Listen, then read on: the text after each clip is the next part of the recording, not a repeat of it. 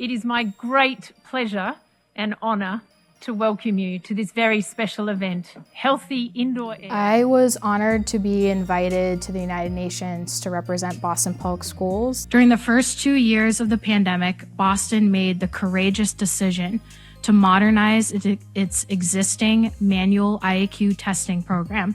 We were the first school district in the world to invest in district-wide monitoring program for indoor air quality.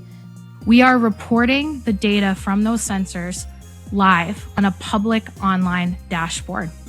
And we are using the data to make evidence-based decision-making to improve our school facilities with health and well-being in mind. We have students that I'm just seeing the alertness level increase. We're seeing the engagement within the building increase. We aren't seeing people feeling fatigued. We've been able to educate the community about behaviors that they can take in their classrooms to either I think Katherine really believes and shares for all of us that the importance of having these resources in schools will make it for a better learning environment for all our students.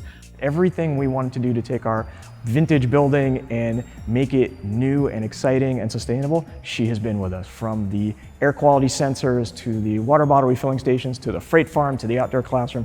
Caring about sustainability and having that as a career has been just such a part of my identity. It's probably one of the most salient parts of my identity. So being able to go to work and live out the values that I have and believe in the mission of Boston Public Schools and believe in the values of sustainability and equity, the fact that we're able to show what's possible here and that other districts can relate is very motivating.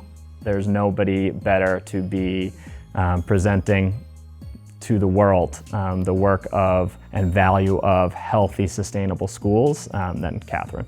We tried to just do the right thing in Boston, and it's led us here as part of a global network. And it's a privilege to be part of that network with schools. So thank you.